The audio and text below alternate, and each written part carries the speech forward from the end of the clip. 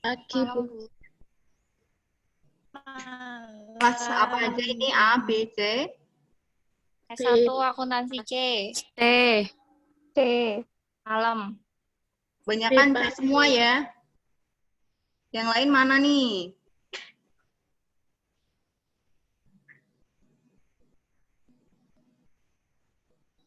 Ada beberapa nih udah.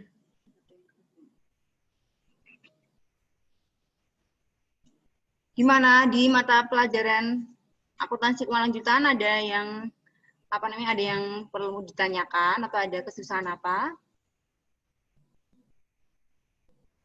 Mengenai materi pertama, iya, kelas masih ada kesulitan.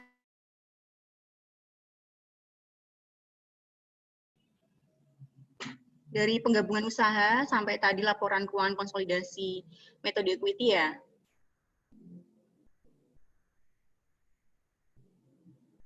Halo, halo.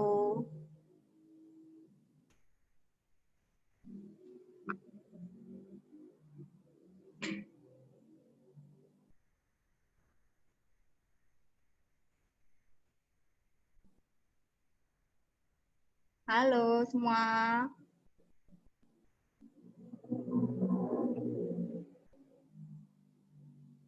Ini udah banyak yang bergabung.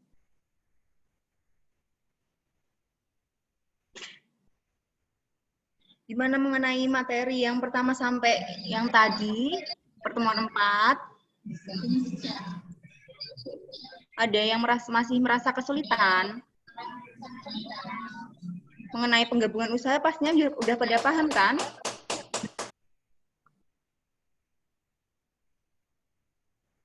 Nggak ada yang jawab nih. Ya, Bu, sudah, Bu. Paham, Bu. Ini di sini yang kelihatan cuma beberapa aja ya, Mas Junior?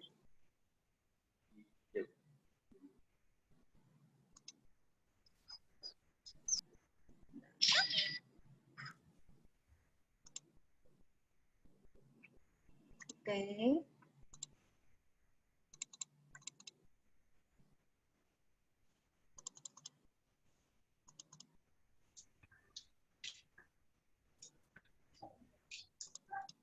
Oke, sore ini kita sharing mengenai itu ya, bab pertama kemarin sampai tadi, dari penggabungan usaha sampai metode equity.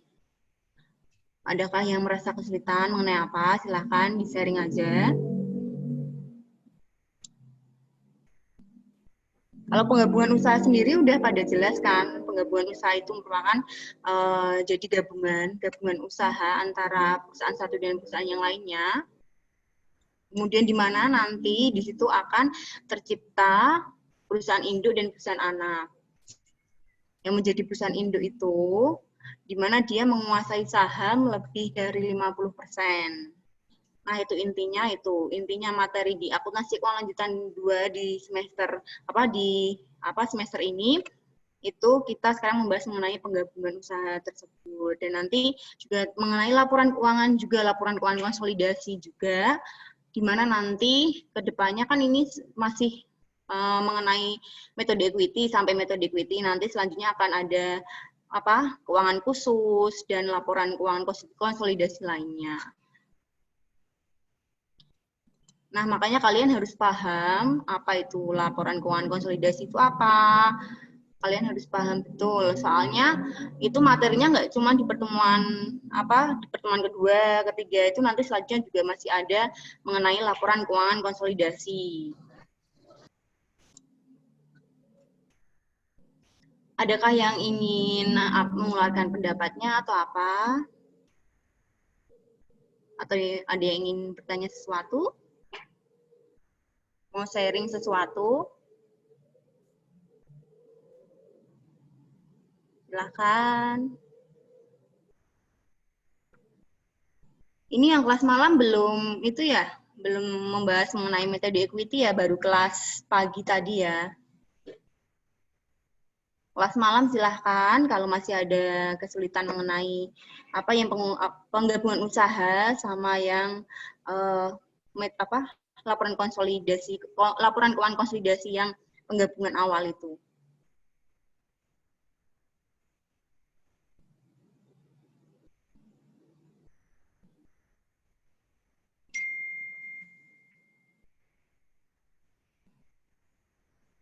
Oke, kalau misal nggak ada yang mau bertanya, belum ada yang mau bertanya, sekarang gantian Ibu ya, yang itu biar kelasnya itu aja rame aja. Ada yang bisa menjelaskan mengenai laporan keuangan konsolidasi?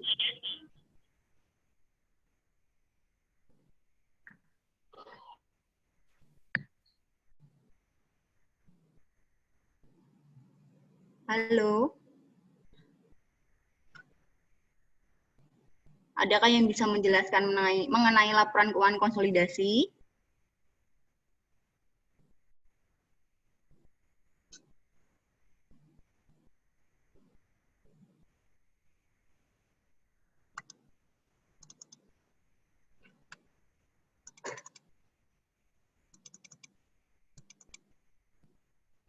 Ini kelas pagi semua ya. Di sini adalah kelas malam juga. Kelas malam ada yang ikut bergabung.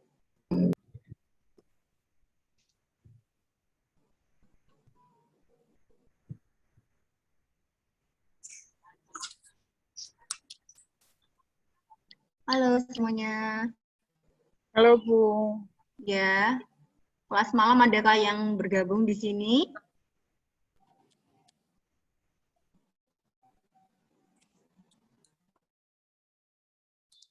Oke, kelas pagi. Kelas pagi. Tadi udah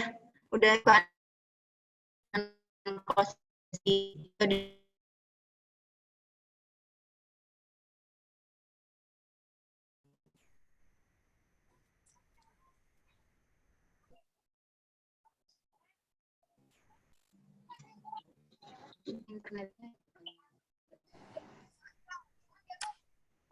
Silahkan, dengan siapa?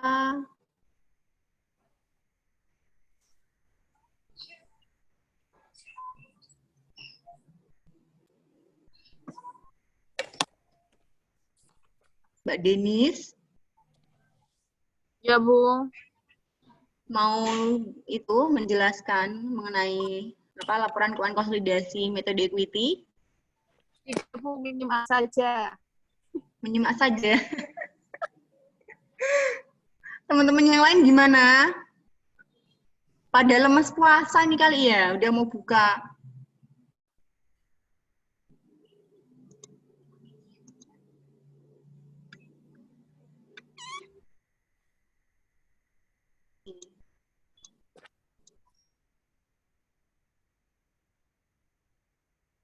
Mana?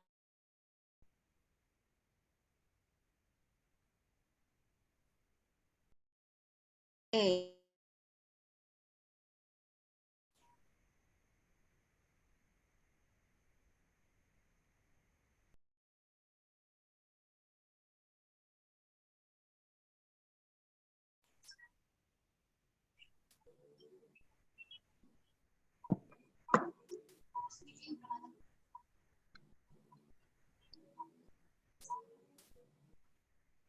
Oke, apakah ada yang masih ditanyakan kelas pagi mengenai metode equity?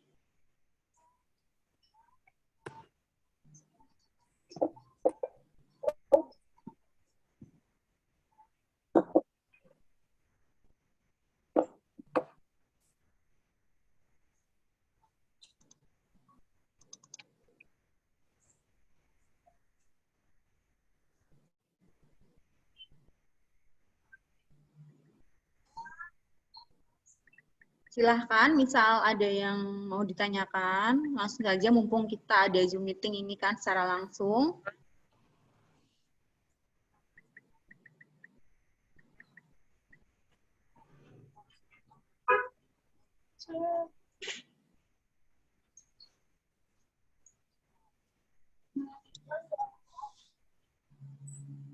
Oke.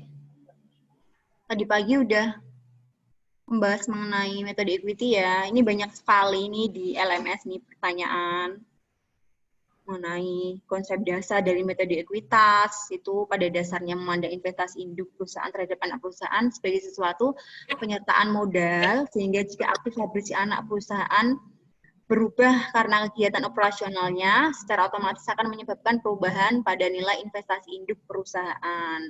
Nah, itu pastinya jika ada sesuatu istilahnya kayak di perusahaan anak itu melakukan kegiatan operasional, itu pastinya secara otomatis itu akan berpengaruh kepada perusahaan induk.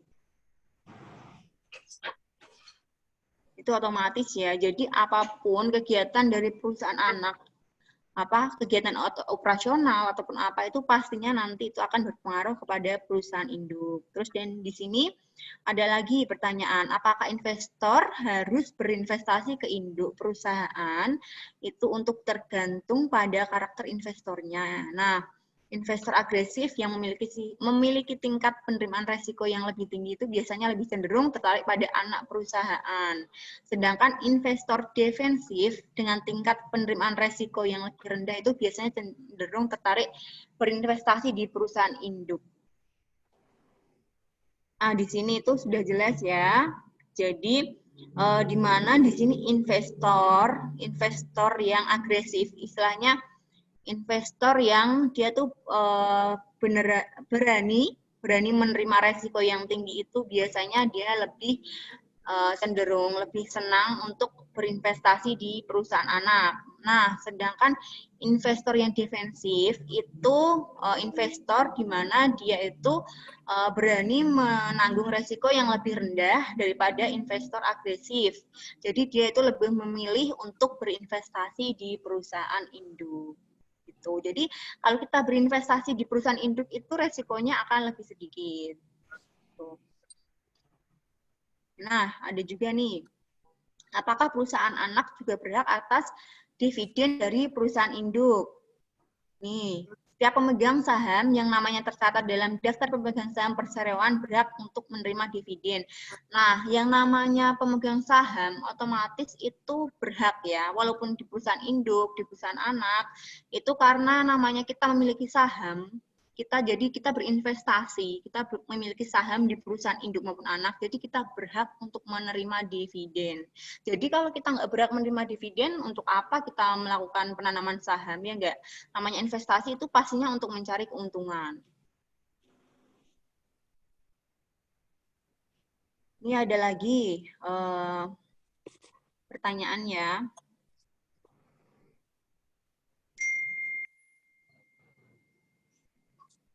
Nah, ini ada pertanyaan di mana itu antara metode harga sama metode equity ya, itu lebih akurat yang mana? Di sini dia itu tentunya dia lebih akurat metode harga karena umumnya dipakai sebagai dasar pencatatan maupun dasar penyusunan laporan keuangan. Nah, tapi dari antara kedua metode tersebut itu mempunyai kelemahan masing-masing. Nah, kelemahan dari metode harga dan equity sendiri di sini harus melakukan pembalikan akun di awal periode di jurnal pembalik. Nah, udah pada tahu kan jurnal pembalik itu seperti apa? Anak akuntansi pasti udah tahu, apalagi semester 6 ini ya. Nih, yang kedua, tidak tahu jumlah sisa nilai akun pada laporan keuangan. Tuh. Ini udah pada pinter-pinter juga nih.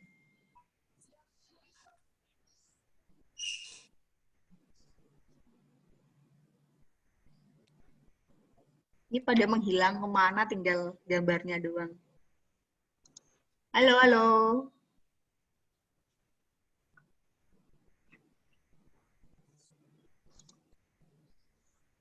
Mbak Anita, kelas A.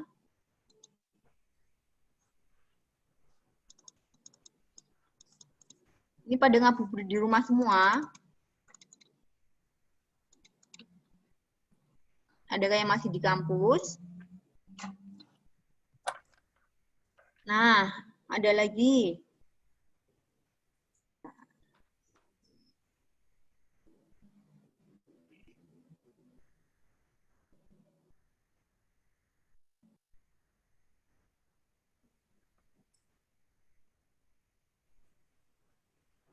Nih, adakah keterbatasan yang dialami oleh laporan keuangan konsolidasi?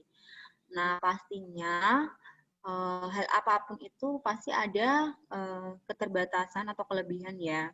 Di sini laporan konsolidasi sendiri itu mempunyai keterbatasan, di mana yang pertama itu kinerja keuangan anggota perusahaan yang kurang baik akan tertutupi, sehingga hasil yang disajikan kurang nyata.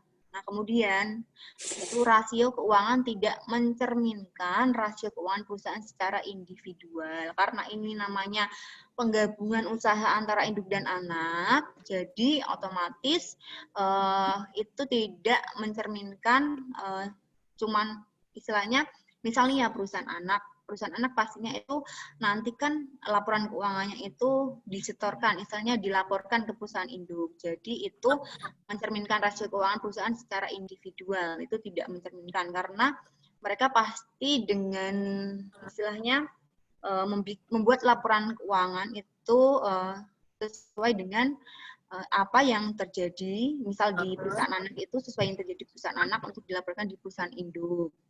Kemudian ketidaktepatan penyusunan rekening akuntansi seluruh perusahaan. Nah, selanjutnya itu ada juga catatan laporan keuangan perusahaan individu kurang lengkap. Itu keterbatasannya.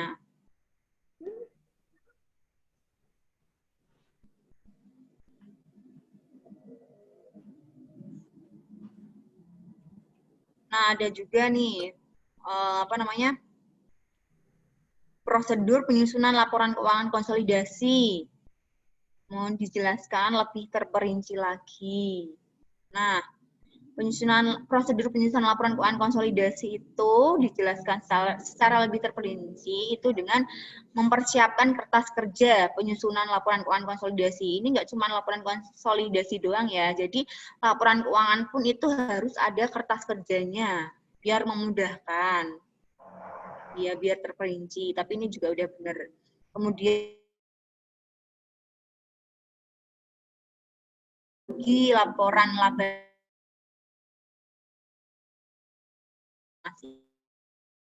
juga di laporan keuangan biasa pun juga ada, dan itu lebih mempermudah untuk mencari informasi dengan dimasukkannya di kolom masing-masing sesuai dengan laporan laba rugi, laporan laba ditahan, neraca masing-masing dimasukkan ke kolomnya masing-masing.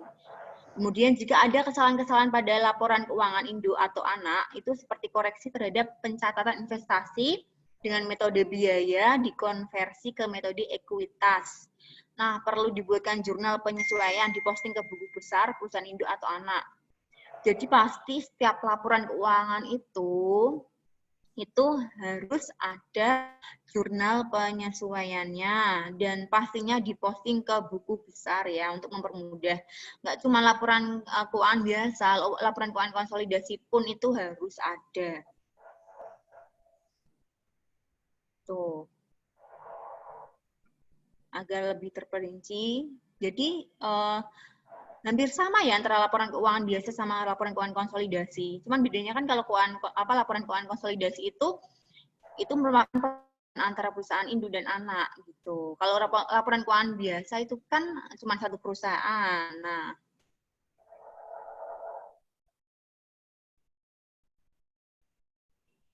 adakah yang mau bertanya sesuatu? Silakan. Atau mau ingin mengeluarkan pendapatnya, silakan.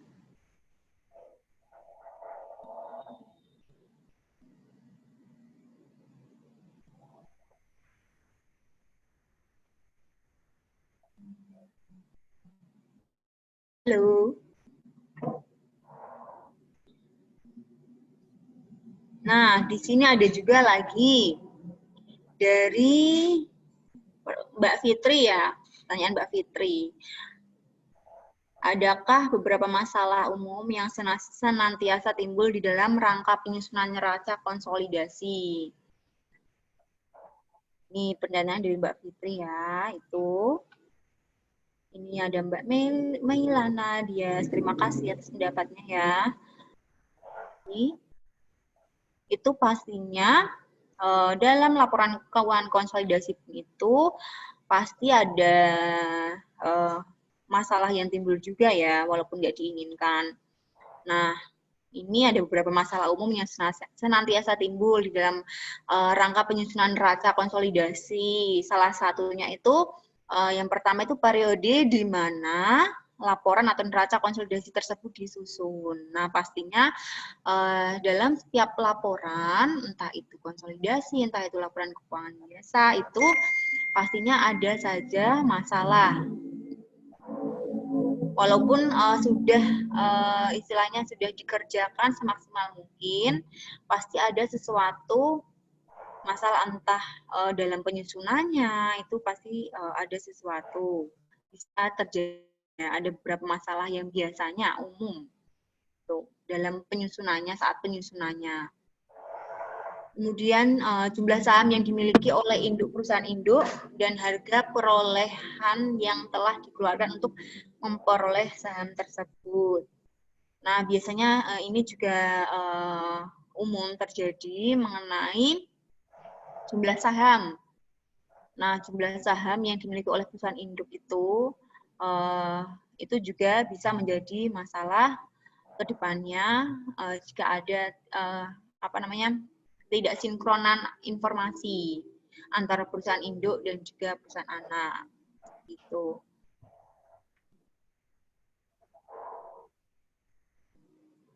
Ini ada juga adakah kekurangan dalam laporan keuangan konsolidasi?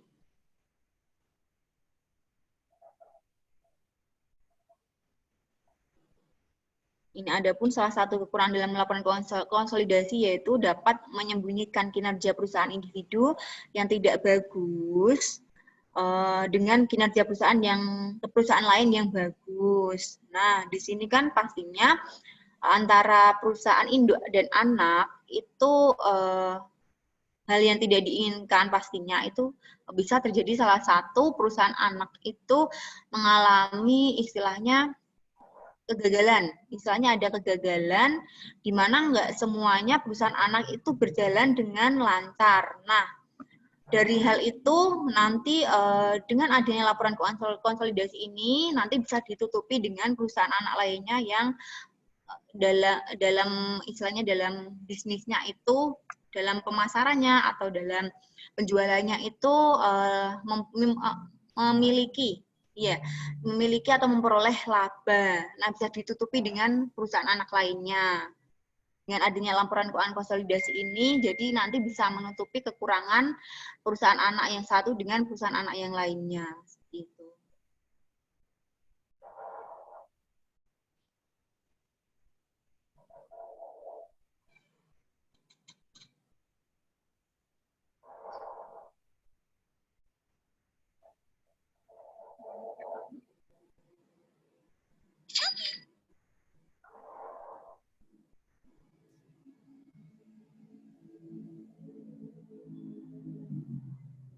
Nih, ada lagi pertanyaan dari Mbak Amelia ya. Kriteria kinerja buruk bisa dilihat dari rasio likuiditas, rasio solvabilitas, dan rasio profitabilitas. Nah, kriteria memenuhi atau tidak, kalau misal tidak berarti kinerja buruk, kalau misal dalam penyembunyian aib tersebut merugikan atau tidak. Jika dari sisi perusahaan konsolidasi sendiri tidak merugikan, namanya juga penyembunyian aib. Jadi pihak luar juga taunya hanya hal-hal yang baik saja. Nah, dalam penyampaian laporan keuangan itu gimana ya? Namanya manajemen itu pastinya mereka akan melaporkan sesuatu ke mata umum, misalnya ke pemegang saham, ke investor itu yang baik-baik, kalau bisa yang baik-baik. Nah, ini benar ini yang dikatakan Mbak Siti Umi ya, itu penyembunyian aib. Di mana dengan penyembunyian aib tersebut itu merugikan atau tidak jika dari sisi perusahaan konsolidasi sendiri itu tidak merugikan. Namanya juga penyembunyian aib, atau istilahnya misal ada kerugian, kita disembunyikan itu. Jadi kita hanya memperlihatkan penjualan secara lancar. Jadi kita menyembunyikan sesuatu yang aib ya, menurut Mbak Siti ini ya, penyembunyian aib. Jadi pihak luar juga taunya hanya hal-hal yang baik saja begitu. bahasanya. Iya, biasanya di laporan keuangan itu seperti itu. Apa istilahnya ada manipulasi. Pasti orang akuntansi tahu manipulasi ya. Kalian udah mempelajari audit kan? Di laporan keuangan biasanya terjadi manipulasi. Manipulasi laporan keuangan. Nah, itu nanti apa namanya? Di mata pelajaran audit itu nanti dijelaskan secara terang.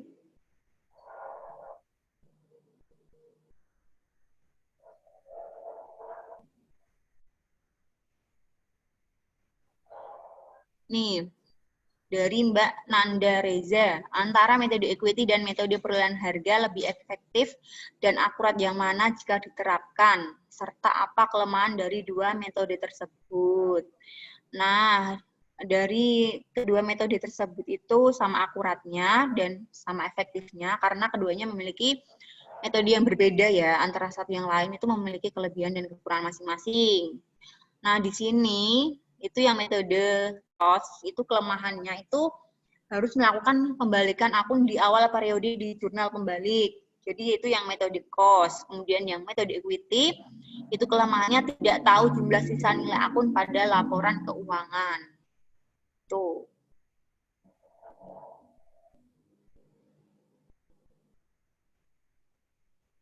Nih, kemudian ada lagi Mbak Agustin Ines Natania Agustin mau bertanya, di laporan keuangan konsolidasi ini kan ada dua metode. Nah, perbedaan dari kedua metode ekuitas dan metode harga perolehan itu apa ya? Nah, perbedaan antara metode ekuitas dan metode perolehan dan harga perolehan itu yang pertama itu rekening investasi. Di mana di sini yang metode equity itu berubah-ubah sesuai perubahan jumlah kekayaan bersih perusahaan anak. Itu yang metode equity. Nah, yang metode harga perolehan itu jumlahnya selalu tetap. Nah, intinya di sini yang perbedaannya itu yang di rekening investasi yang equity itu tuh selalu berubah-ubah. Sedangkan yang metode harga perolehan itu selalu tetap jumlahnya. Gampang diingat kan? Yang equity berubah-ubah, yang metode harga perolehan itu selalu tetap. Nah, kemudian yang kedua, itu bagian laba yang diperoleh. Nah, di sini yang metode equity itu bagian labanya dicatat dalam laporan keuangan yang dikonsolidasi, sedangkan metode harga perolehan tidak hanya diakui pada laporan keuangan. Yang ketiga, laporan laba rugi. Itu yang metode equity tidak mencantumkan pendapatan atau kerugian atas investasi saham. Sedangkan metode harga perolehan itu bagian dividen dicatat debit pada rekening piutang dividen atau kas dengan rekening penghasilan dividen pada kredit. Itu sudah jelas ya. Terima kasih Mbak Nanda atas pertanyaannya dan Mbak Ines.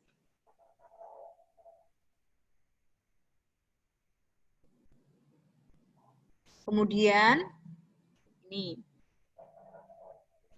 juga sama tadi ya Mbak Tiffany ya. Mbak Tiffany-nya ini menjawab pertanyaannya. Sama perbedaan antara metode equity dan metode perolehan. Sama tadi udah jelas. Antara rekening investasinya, terus bagian laba yang diperoleh, sama laporan laba rugi ya udah jelas ya. Ada 3 itu tadi. Kemudian ada siapa lagi?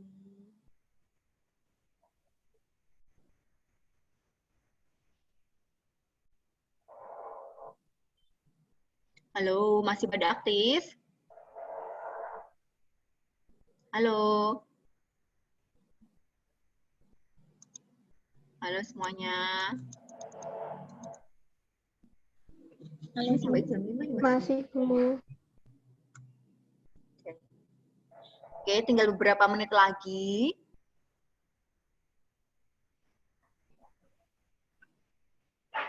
Adakah yang mau bertanya?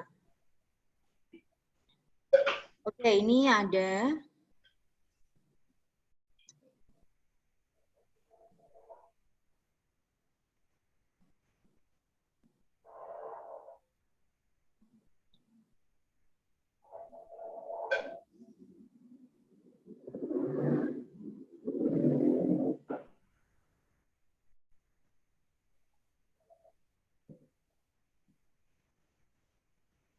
Dari Mbak Evita nih, di PPT dijelaskan konsep metode ekuitas memandang investasi induk perusahaan terhadap anak perusahaan. Maksudnya bagaimana? Atau investor harus berinvestasi ke induk perusahaan dan pada saat pembagian dividen apakah anak perusahaan juga berhak atas dividen tersebut? Ini hampir sama kayak pertanyaan tadi ya? Iya, Bu. Sama. Sama toh? Iya. Ini udah tadi.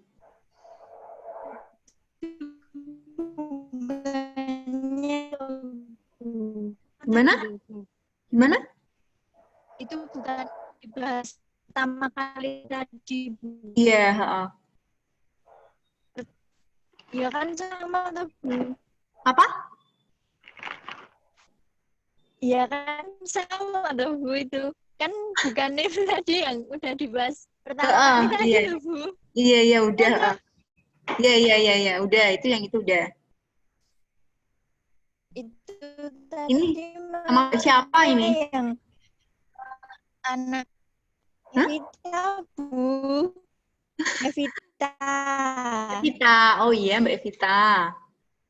Oh iya, pertanyaannya Mbak Evita ya. Bu, itu tadi ya yang tadi loh, Bu. Itu Iya, maksudnya yang anak kan mendapat dividen atau tidak itu loh, Bu. iya, Itu maksudnya kalau investornya berinvestasi di induk, nanti ya. anak perusahaan itu ya atau tidak. Gimana? Maju lebih jelas kan? Ngomong apa Mbak? Nggak jelas, kurang jelas. Kurang gimana Mbak? Gimana Mbak? Maaf kurang jelas gimana? Putus-putus. Itu loh, Bu. Saya tanyanya, misal investor berinvestasi di induk perusahaan. Iya. Nah, perusahaannya itu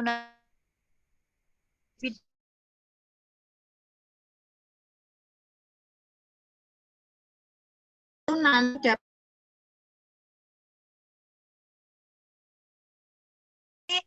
investornya misalnya berinvestasinya di induk. induk perusahaan, ya. Iya. Terus nanti anak perusahaannya itu juga dapat dividen dari penghasilannya itu apa enggak gitu loh, Bu. Tapi Dividen? padahal investornya berinvestasi di induk perusahaan. Oh, yang dimaksud di sini nanti si anak itu dapat dividen. Iya, bukan investornya, tapi anaknya perusahaan itu dapat apa enggak gitu loh, Bu. Anaknya dapat dari induk. Iya, heeh. Dividennya itu dapat enggak gitu. Oh gitu. Nah, di sini kan sudah jelas di awal itu nanti dibagi rata sesuai dengan kepemilikan saham. Jadi misal induk ya, induk itu memiliki 50%. Ya, Nah, misal anaknya ada dua, yang A sama B. Yang A itu memiliki 20%, yang B 30%. Ya nanti yang A dapatnya 20%, yang B 30%, sesuai dengan pemilikan saham mereka masing-masing. oh berarti tetap dapat sesuai dengan Kepemilikan kepemilikan saham. saham. Iya. Iya, paham, Bu. Jadi sesuai kepemilikan saham masing-masing. Baik itu induk ataupun anak. Udah jelas Mbak Evita? Ya, paham, Bu, paham. Oh ya, terima kasih. Ya, Bu, terima kasih kembali. Ya. Jadi kalau dividen itu nanti dibaginya sesuai kepemilikan saham ya. Jadi berapa persentasenya itu sesuai yang dimiliki. Baik perusahaan induk ataupun perusahaan anak. Itu. Nah, ada lagi kah yang mau? Ini tinggal beberapa menit lagi. Nanti habis ini silahkan siapkan buat buka puasa.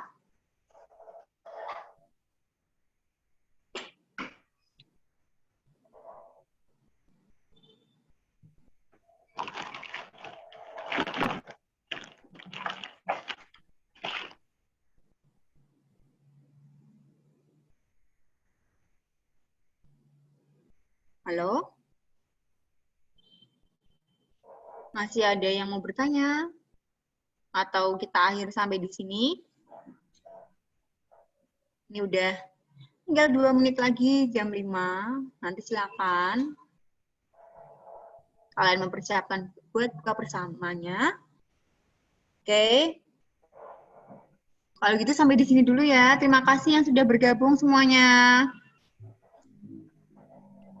Semoga puasanya lancar. Oke, Zoom meeting kali ini sampai di sini dulu. Terima kasih atas waktunya ya.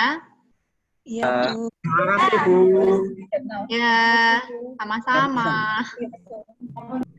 Assalamualaikum warahmatullahi wabarakatuh. Waalaikumsalam warahmatullahi Waalaikumsalam wabarakatuh. warahmatullahi wabarakatuh. Oke, silakan mempersiapkan buka puasa.